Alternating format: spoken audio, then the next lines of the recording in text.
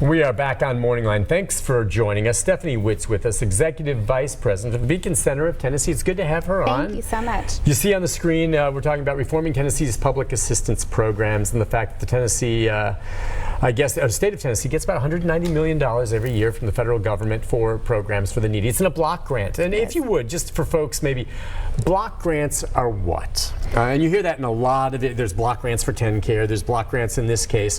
What are block grants? Block grants are just a way that the federal government funds programs through the state. Okay. There are other ways besides block grants where it's more defined in the way that you have to. Like they give it to you, it's dedicated. This money is specifically for this. Yeah, and if you don't spend it, they get it back kind of thing. Okay, and a block grant though? A block grant is basically what it sounds like. It's a chunk of money that's given to the state for a specific purpose, but it has a lot more flexibility. So based on a state's needs, our needs may be different than Alaska's needs or California's needs. And so a block grant really gives the state the most flexibility on how to use the funds, but for a purpose to help needy families in this instance. So the federal government, when they agree to a block grant, has to trust that the state will follow through with what, because it's not, they have a lot more leeway as to how it's used within an umbrella scope of needy families, but think of all that. Whereas if you had a dedicated funding, say, this is just for TennCare. Right. Now TennCare is getting a block grant, which is going to be challenged in court. And that's separate from this, but we can talk about it.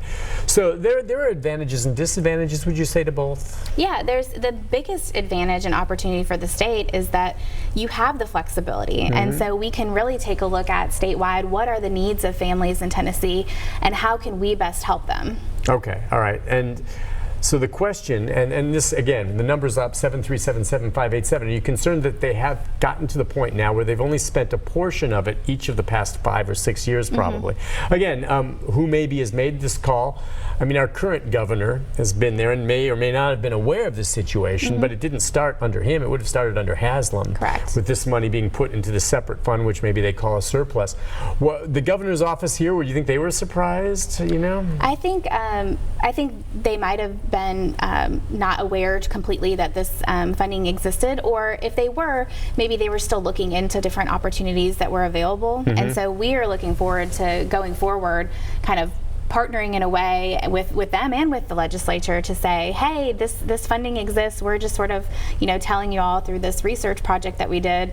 Let's take a look at this and see how we can utilize it more efficiently going forward. Yeah, I would think state lawmakers on both sides of the aisle would look at this and say, wow, we have almost $1 billion in this fund for money that's been earmarked from block grants over the past, 5 years. That's like a kid in a candy store where they can say, look, let's get to this money and we can start funding a number of programs to help the needy. Absolutely. Now, I guess the larger question, and I would think this, maybe the viewers are, is just, okay, because of this, are there some, especially since they started setting aside money, that are going without where they could be helped? That's ultimately what it comes down to. Yeah. You've already said, yes, there's programs this can be spent in. My question is, okay, so does that mean there are folks out there that are suffering because the money is being set aside? Yeah, I think it definitely, what we've heard from families is that there are barriers out there. We all know what they are. Sometimes it's transportation, sometimes it's childcare, and these are barriers to moving up the economic ladder. So if you can think about somebody getting a job that's maybe in a lower income or has been living in poverty in Tennessee, our poverty rate's still above the national average in the state. Is that okay? So even though we have historically low unemployment numbers, we still have a higher than the national average poverty rate in almost 80 of our counties. Is that right? That's correct. Okay. And so one of the things that we look at is, okay, what are those pain points for families and what can these funds be used for and how can we better serve them moving forward? Now, the amount that they are spending right now, is that going across those pain points, or are some of those just flat being ignored? I think it's going towards primarily cash assistance. Okay, which would be how? It's like would a someone go about monthly this? Stipend to a low-income family that qualifies. You can only be on the cash assistance portion of TANF for a lifetime limit of 60 months. Okay. So once you reach that cap, you can no longer receive that assistance. Would that come to a family maybe on top of, say, welfare or something like that? Yes, correct. So it's just an additional stipend that could come. Okay. Yeah, maybe to use for your utilities that you have, or go towards your rent or mortgage. All right. So those types of things. But outside of that, what we're looking at, what are the barriers to employment for people and how can we help them move up the economic ladder? Okay, so what would you say? I mean, barriers to employment could be skills or educational background, things like this. So some of the money could be used to help educate, say, adults, maybe getting a second career or whatever, something along those lines? Yes. We know that the two surest ways for somebody to move up the economic ladder and have upward economic mobility for their family are employment and education. And so I would say, in my opinion, the focus should be on what can we do to help people get employed and have access to good quality jobs, and then secondarily, what education opportunities are we missing? We hear from a lot of employers who say, we can't find people that can fit into a particular trade. Yeah. Wouldn't it be great if we could help provide the training for those folks to fill those jobs? Yeah, I mean, that's a great idea. And there's a lot of people still looking for work, even though you're saying the unemployment rate, it's solid, but there's people out there that aren't earning right now. Correct. Now, Department of Human Services, that's where the money ends up, right? Is that not it? All right. And they're saying, all right, Sky Arnold's over there. He's their public information officer, and was talking in a Tennessean article saying that DHS elected earlier this year, right, to increase the monthly allotment to participating families by 20%. So they're doing some increases. Yeah, it was around, the average monthly benefit for somebody receiving the cash assistance portion of TANF is around $200 a month. So it's not a huge number, but it is a supplement. What do you think is the most expensive service that can be provided? I mean, is it the education part, or is it paying for daycare, childcare? I think it's a mix of both, depending on what the family needs. And what's great about this program is that you could really tailor it to the family. So if their need is childcare, then that could be what you focus on. If their need is, transportation, then that could be what you focus on. If it's education, you could focus on that. So this has so much flexibility that you don't have to be a one-size-fits-all program for people. I'm just wondering, when the Beacon Center did this study, and then they get the results back after you guys have looked at it, whatever was presented to your board and all of you, and you're looking at it, and knowing your background of being fiscal, what was kind of the reaction as you saw this? And keep in mind, politics always plays a role. It can. Yeah. So what was it like, the conversation, before you went public with it? I think people were surprised. I think it was something that we weren't expecting.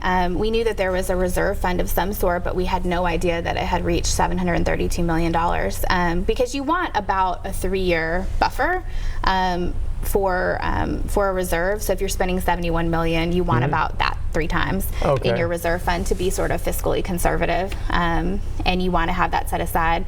But beyond that, I think we either need to stop telling the federal government we need $190 million and give it back to taxpayers, or we need to say, okay, we're going to spend it and this is how, because we want to help families get back to work, which ultimately will help all the communities across the state.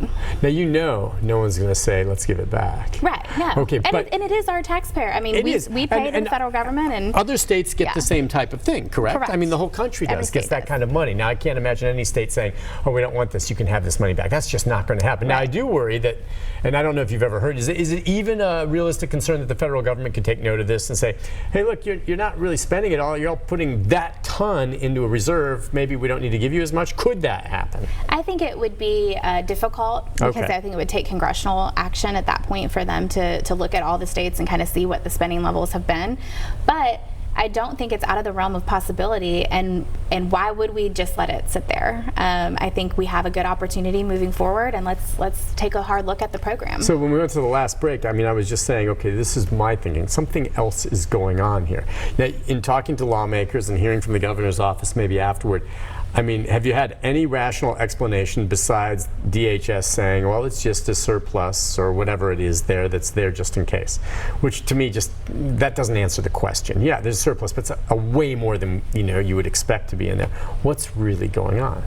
Yeah, I mean, I think that's something that we all need to take a look at and say, okay, moving forward, how do we utilize this? Because we can't continue down the same track where we're only spending $71 million of $190 every year, because we are going to get close to that $1 billion mark, and that's just really excessive to have in a reserve. So what happens? Why you keep saying billion? Whether it's 700 million or $1 billion, when it hits $1 billion, does that trigger something, or does it just? And it just kind of it's a lot of money to have sitting there, especially when we have families in need in Tennessee.